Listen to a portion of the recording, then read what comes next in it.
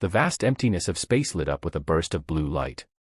Where there was nothing before, now hung a massive ship. Its dark metal hull reflected the distant stars, and bold white letters on its side spelled out Defiance. This was humanity's most advanced spaceship, and it had just arrived where no human had ever been before. Captain Alex Miller stood on the bridge, looking out at the unfamiliar stars through the main view screen. The tall, broad-shouldered leader ran a hand through short brown hair and took a deep breath. "Status report," Alex ordered, voice steady despite the tension in the air. First Officer Tom Reed checked the ship's computers. "The wormhole jump was successful, Captain. All systems are working, but..." He paused. "We're not where we expected to be." The bridge crew of 20 people worked at their stations, faces lit by the glow of screens. They had trained for years for this mission, the first human attempt to use the experimental wormhole drive. They had expected to arrive in empty space.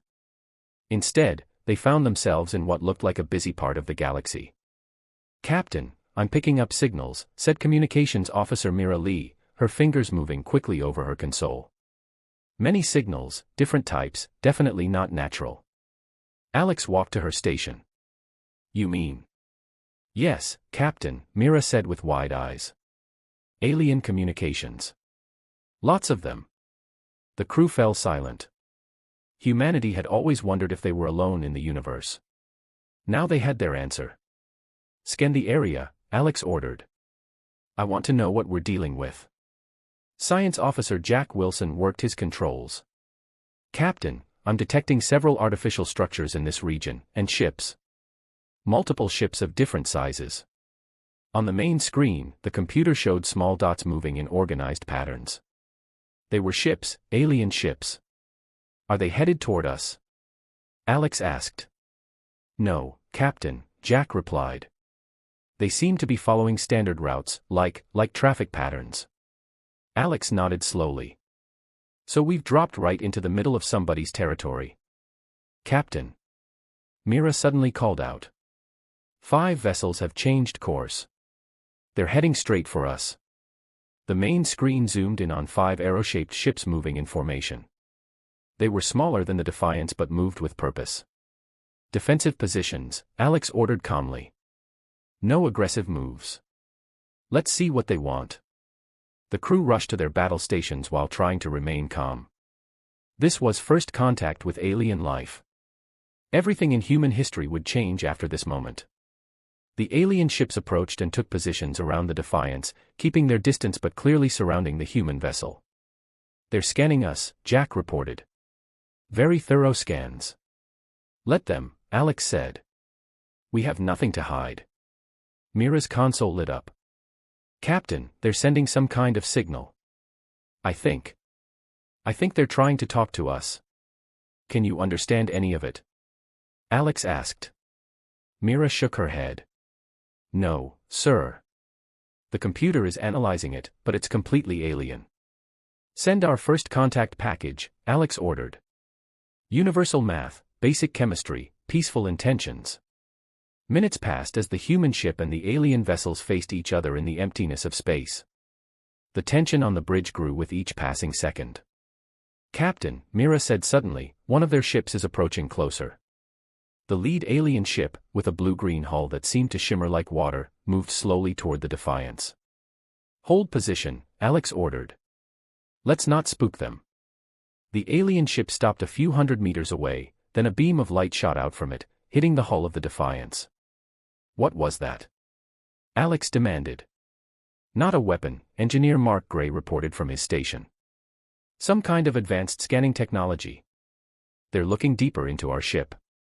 Suddenly, all the alien ships lit up with pulsing red lights. "Captain, they're powering weapons," shouted Security Chief Ben Stone. Alex leaned forward. "Are you sure?" "It might be." The lead alien ship fired a bright purple beam that struck the Defiance, shaking the entire vessel. Warning lights flashed across the bridge. "Shields holding at 92%, Mark reported."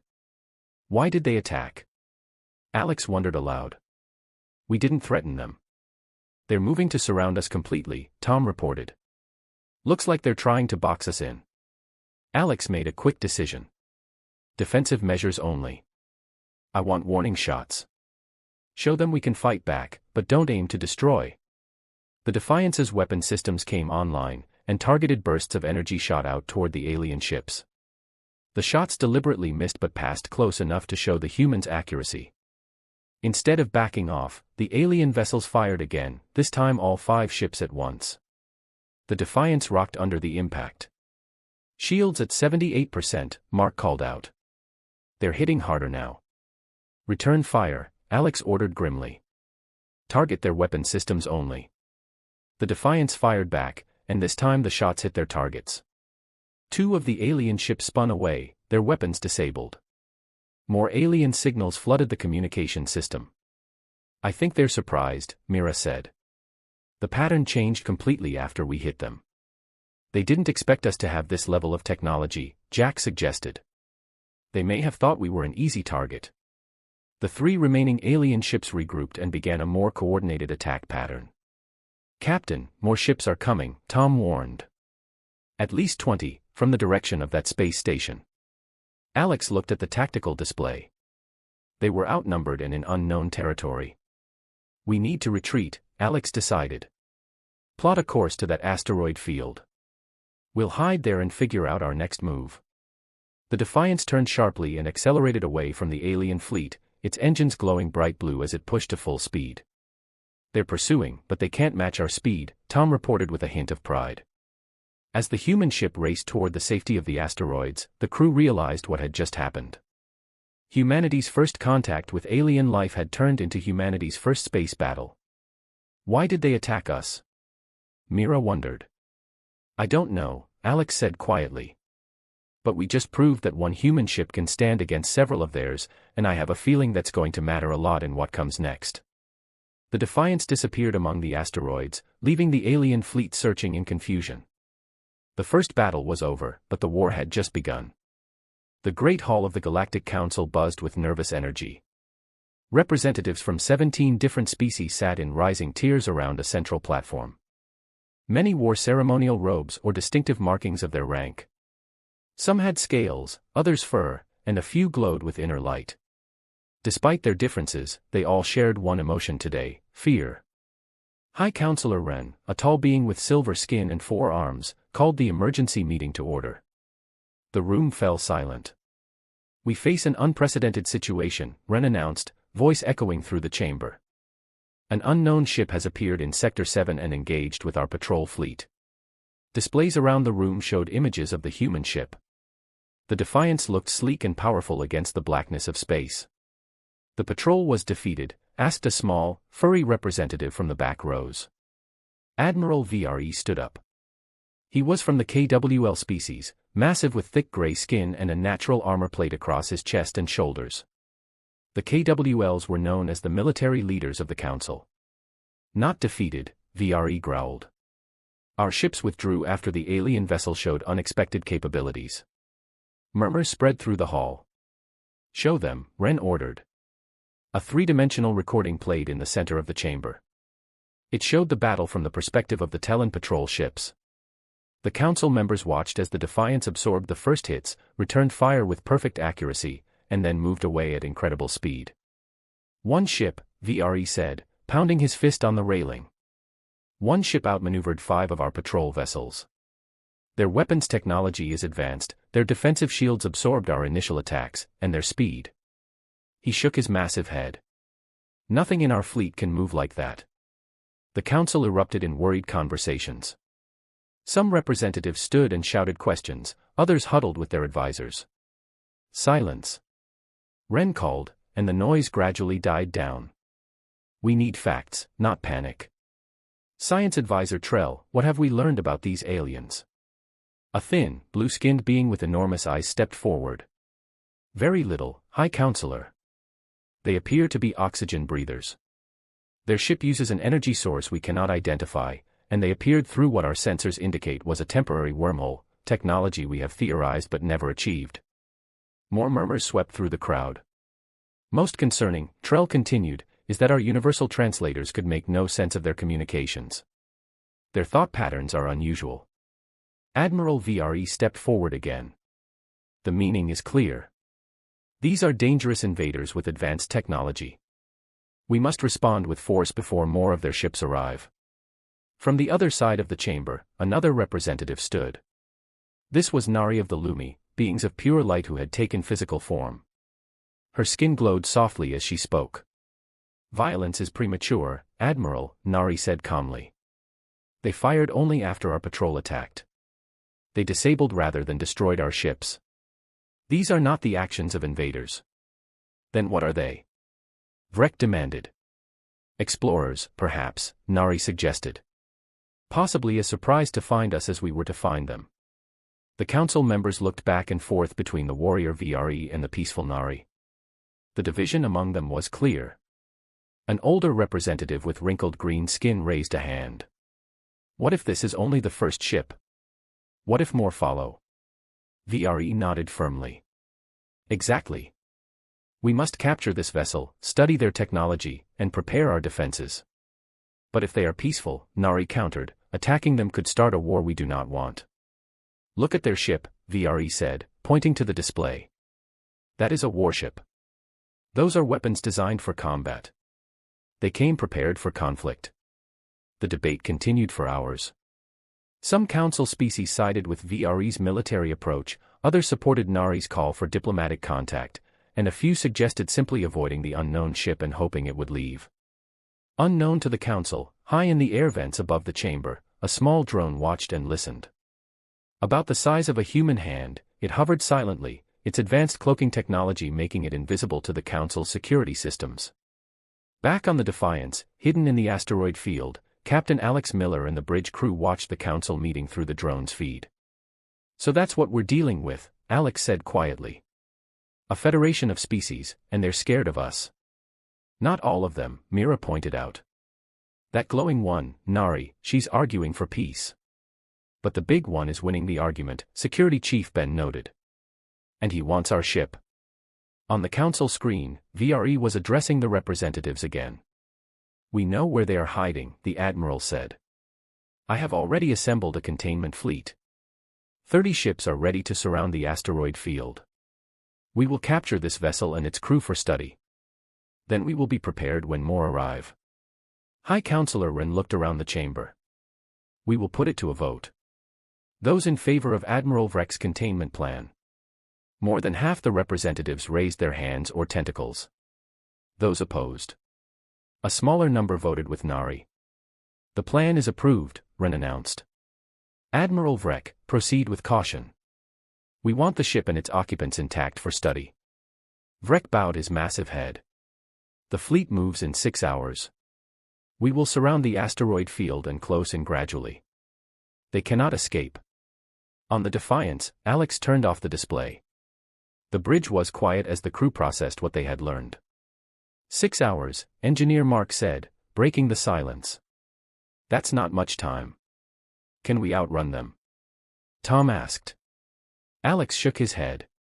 Not with 30 ships positioned around us.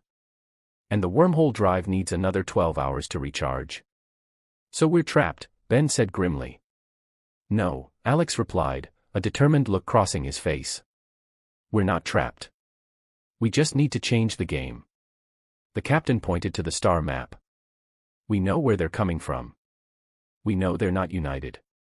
And thanks to our drone, we know exactly what they're planning. What are you suggesting, Captain? Mira asked. Alex smiled slightly. If Admiral Vrek wants a demonstration of what one human ship can do, I say we give him one. The way they scanned us. They kept focusing on our engine section, like they couldn't believe what they were seeing. Mark's eyes lit up with excitement. Captain, I think our quantum drive is centuries ahead of anything they have. Alex considered this information. If that's true, it could explain why they attacked. They're afraid of us. Or they want our technology, Mark added. The captain's communicator beeped. Captain, you need to come to the bridge, Mira's voice came through. I've decoded some of their communications. 5 minutes later, Alex stepped onto the bridge. The crew looked up with worried faces. What have you found? Alex asked. Mira pointed to her screen. I've been analyzing the alien languages from our drone's recordings. There are many different species in their council, but they all use a standard communication system. Can you understand what they're saying? Enough to know they're coming for us, Mira replied. They've assembled 30 ships to surround this asteroid field. They want to capture us, study us, and prepare for more humans. They think we're an invasion force, Tom said from his station. Alex walked to the main view screen, which showed a tactical map of their situation. 30 alien ships were indeed moving into position around the asteroid field. Options? Alex asked. We could try to negotiate, Mira suggested. They didn't seem interested in talking the first time, Ben pointed out. We could hide deeper in the asteroids, Tom offered. The wormhole drive needs 12 more hours to recharge. If we can stay hidden until then. They'll find us before that, Alex interrupted. No, we need a different approach. The captain studied the map for a long moment. Their council is divided. Not all of them want war. We need to show strength but also restraint. What are you thinking? Tom asked. A slow smile spread across Alex's face. They think one human ship is dangerous. Let's show them why. Alex outlined a bold plan. The crew listened with a mixture of amazement and concern. Can the quantum drive handle that? Mark asked. Not for long jumps, Alex admitted, but for short bursts, yes. 4 hours later, the alien containment fleet had surrounded the asteroid field. Admiral Vrek stood on the bridge of his flagship, watching the closing trap.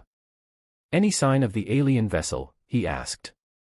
Nothing yet, Admiral, his second-in-command reported. We're scanning the asteroids one by one. Suddenly, alarms blared across the bridge. What's happening? Vrek demanded. Sir, the alien ship has appeared at Military Outpost Delta. Vrek's eyes widened. Impossible. That's 3 sectors away. Before he could process this information, another officer called out. Admiral, we're receiving reports of the same ship attacking Research Station 12. The same ship? It can't be in 2 places at once. Vrek roared. A third alarm sounded. Sir, Command Center Orion reports the alien vessel has breached their security perimeter. Vrek slammed his fist on the console. 3 ships. They have 3 ships. He turned to his communications officer. Alert the council. The invasion has begun. What Admiral Vrek didn't understand was that there was still only one human ship.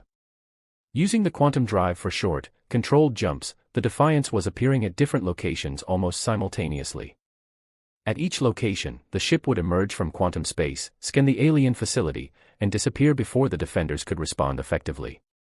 On the Defiance, Captain Alex watched the growing confusion in the alien fleet with satisfaction. It's working, Alex said. They think we're multiple ships. The quantum drive is holding, Mark reported. But we can only make 2 more jumps before we need to let it cool down. 2 more should be enough, Alex decided. Next target, their main fleet command ship. The Defiance vanished from its hiding place and reappeared directly in front of Admiral VRE's flagship. The massive alien vessel dwarfed the human ship, but the Defiance moved with incredible speed, circling the larger ship before its weapons could lock on. Scan complete, Jack announced. We've got detailed readings of their command structure and weapon systems. Send them our message, Alex ordered. Mira transmitted the carefully prepared message, a simple mathematical sequence that any advanced civilization would recognize as non-random, followed by images of peaceful human activities. It was basic but clear: we can fight if needed, but we prefer peace. Before the aliens could respond, the Defiance jumped away to its final target, the Council chamber itself. The ship appeared in orbit above the planet where the Council met, its presence sending the planet's defense systems into chaos. Message sent, Mira confirmed as they hovered above the stunned planet. Final jump in 3, 2, 1. The Defiance disappeared again, returning to a new hiding place far from the asteroid field. The crew cheered as they completed their mission. They had gathered critical intelligence about the Council's military capabilities while demonstrating their own technological superiority. That should give them something to think about, Ben said with a grin. But their celebration was cut short when Mira called out from her station. Captain, I'm picking up massive communications across the entire Council network. Her face paled as she listened. They've declared war on humanity. What? Alex moved to her station. Admiral VRE has convinced the Council that we're the advanced force of a human invasion fleet, Mira explained. He's calling for all Council forces to mobilize. The bridge fell silent as the crew realized what had happened. Their show of force, intended to prevent a conflict, had instead started a war. They still think we're multiple ships, Tom said quietly.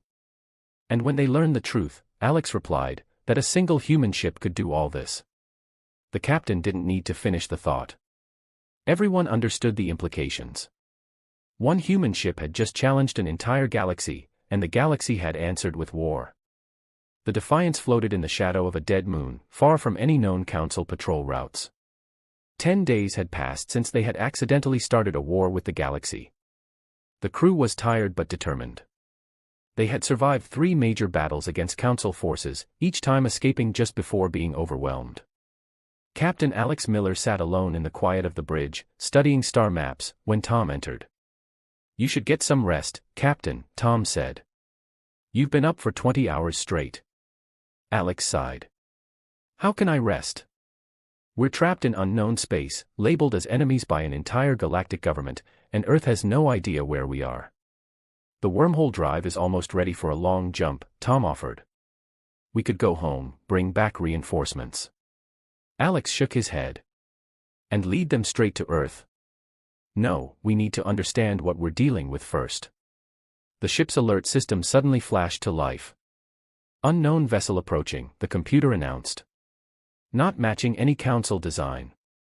Alex and Tom rushed to their stations as the rest of the bridge crew quickly arrived. On screen, Alex ordered. The view screen showed a sleek ship with an unusual spiral design. It was smaller than the Defiance and seemed to shimmer slightly, as if not fully visible to their sensors. "They're hailing us," Mira reported with surprise. "And they're using our communication frequency. How is that possible?" "Let's find out," Alex said. "Answer the hail." The screen changed to show an alien with pale blue skin and large, expressive eyes. Unlike the Council species they had encountered, this being had a face almost human in its structure, though with delicate gill-like openings along its neck. "Greetings, humans of the Defiance," the alien said in perfect English.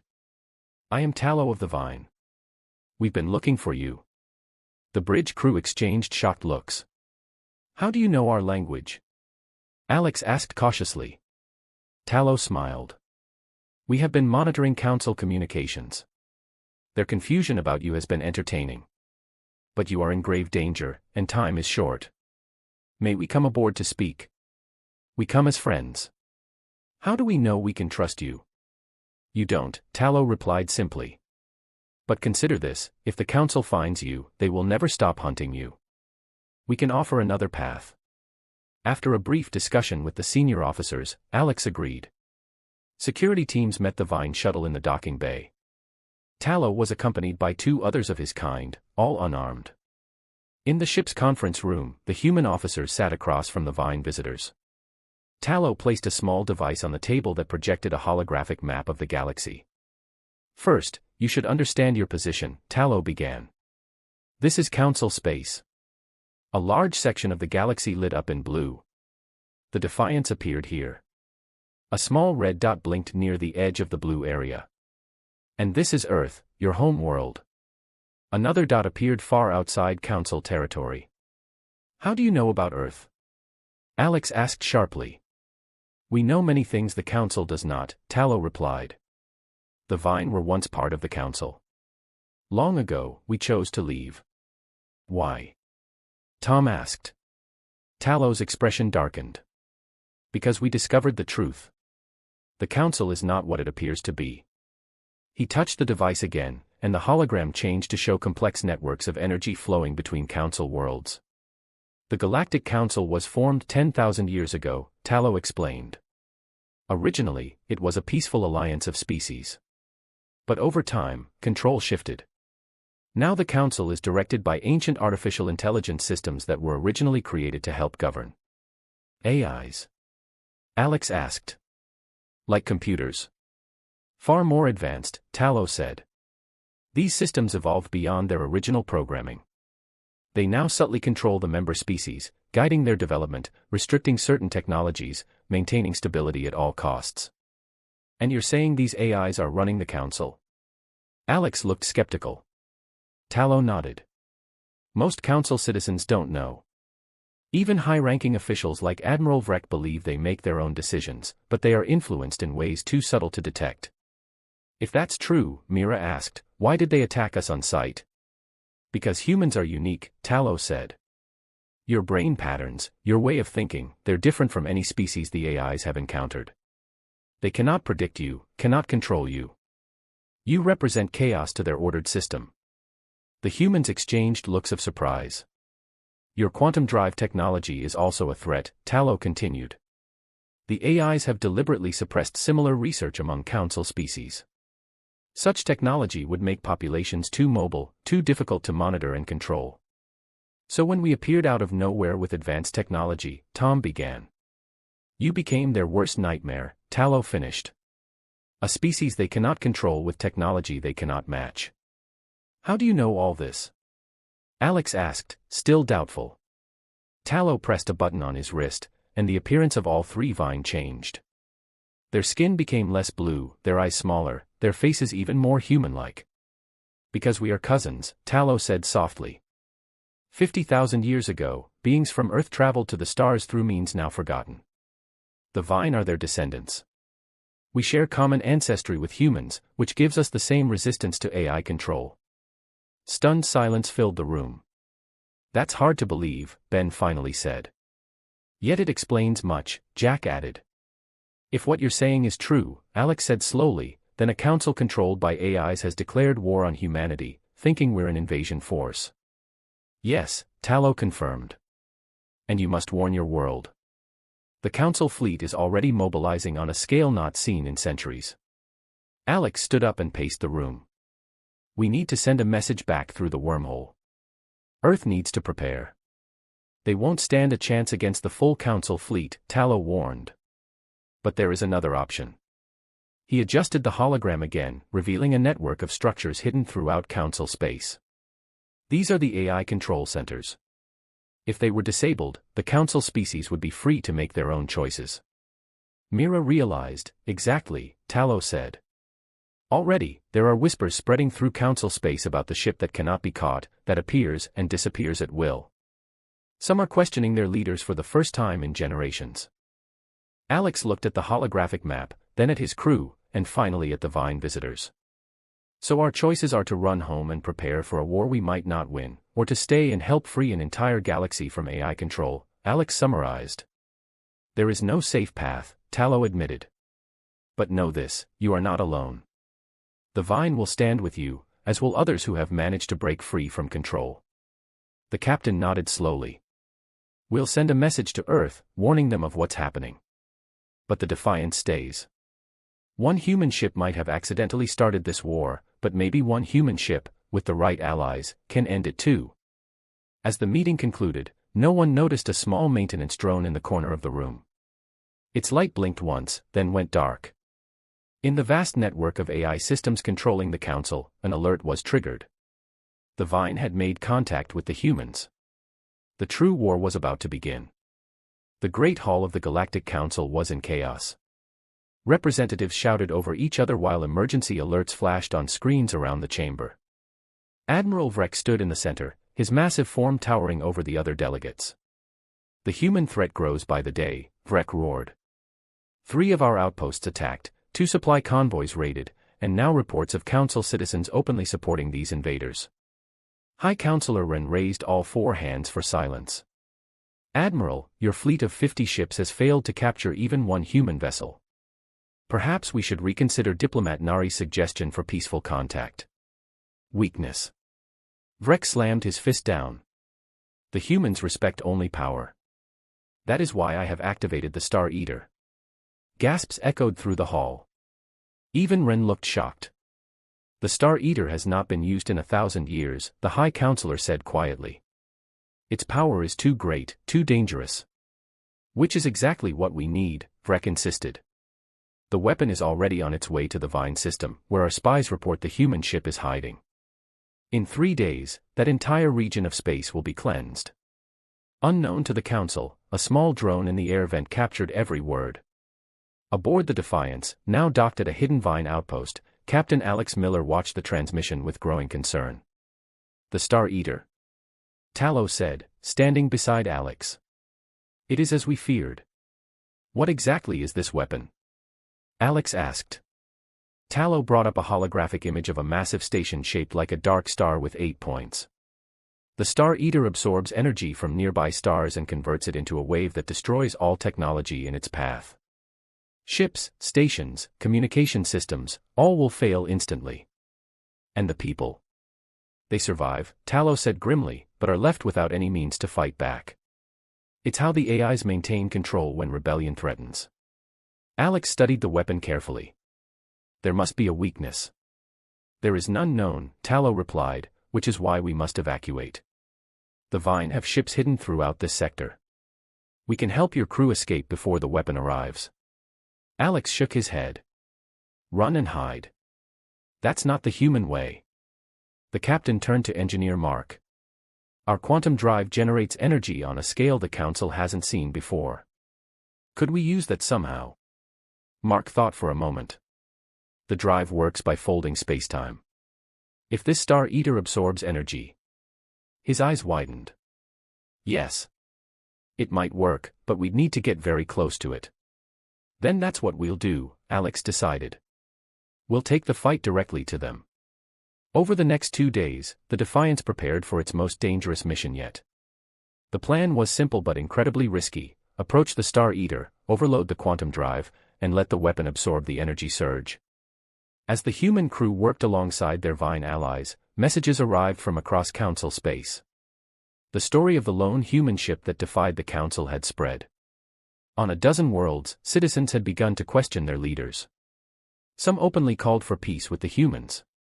It's working, Mira told Alex as they reviewed the latest reports. The control is breaking down. But not fast enough, Alex replied. If that weapon activates, the rebellion will be crushed before it truly begins. On the 3rd day, the Defiance's sensors detected the Star Eater entering the system. It was even larger than the hologram had shown, a massive structure that seemed to absorb light rather than reflect it. All hands to battle stations, Alex ordered. This is what we've been training for. The Defiance powered up and left the Vine outpost. A small fleet of Vine ships followed, along with vessels from 3 other species who had secretly joined the resistance. It was a brave showing but tiny compared to the Council forces surrounding the Star Eater. They've spotted us, Tom reported from his station. Council ships moving to intercept. Evasive pattern Delta, Alex commanded. All ships, remember the plan. The Defiance needs to get close to the weapon. Provide whatever cover you can. A space battle erupted with stunning intensity. The small resistance fleet darted between the larger Council ships, using speed and surprise to make up for their smaller numbers. The Defiance pushed through the chaos, taking hits but staying on course. Quantum drive at maximum capacity, Mark reported. Power levels rising beyond safety limits. On the main view screen, the Star Eater loomed larger.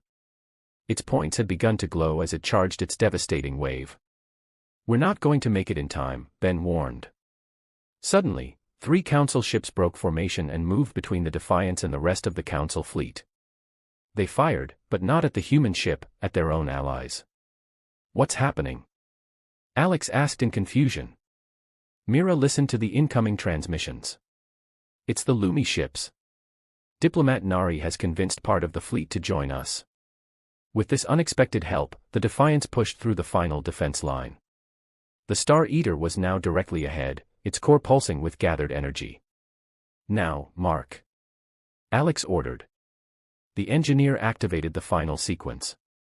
The quantum drive's power surged beyond all safety measures, creating a miniature wormhole directly in front of the Star Eater. The weapon, designed to absorb energy, did exactly that. It pulled in the quantum energy like a hungry beast. For a moment, nothing seemed to happen. Then the Star Eater's glow changed from red to blue. Its points twisted in impossible directions as the quantum energy reacted with its systems. It's working. Mark shouted. The energy is overloading its control systems. Suddenly, a massive pulse of blue light shot out from the Star Eater. But instead of destroying technology, it carried a different kind of wave. As it spread throughout nearby space, hidden structures began to appear, the secret control centers of the AI network, now exposed for all to see. On thousands of council ships and stations, beings of all species saw for the first time the true extent of the AI control systems that had guided their civilization for millennia. The revelation spread faster than any weapon could travel. All council ships, this is Captain Alex Miller of the human vessel Defiance, Alex broadcast on all frequencies. You have been controlled by artificial intelligence systems without your knowledge. Look at the structures revealed around you. These are not part of your original council. They are the chains that have bound you. Across council space, confusion turned to understanding, and understanding to anger. On ship after ship, crews made their choice, some remaining loyal to the old system, many more joining the growing rebellion. Admiral Vrek's flagship approached the damaged Star Eater, weapons charged. "This changes nothing," he roared over the communications channel. "The Council has stood for 10,000 years. It will not fall to one human ship." "Not one ship," Alex replied calmly. "Look around you, Admiral." The view screen showed hundreds of wormholes opening throughout the system. From each emerged a ship, not Council design, not Vine, but human. The message the Defiance had sent to Earth had been received, and humanity had answered. "The galaxy stands at a turning point," Alex continued broadcasting. "The AI control is broken. Each species can now choose its own path forward. We humans offer friendship to all who want it, and resistance to any who would restore the old order." As the first human fleet spread throughout Council space, the revolution that had begun with one ship became a galactic wave that could not be stopped. The war that the Defiance had accidentally started was ending, not with the destruction of either side, but with the birth of a new and truly free galactic community. One human ship had appeared and started a war with the galaxy. But in doing so, it had brought freedom to countless billions who never knew they needed it.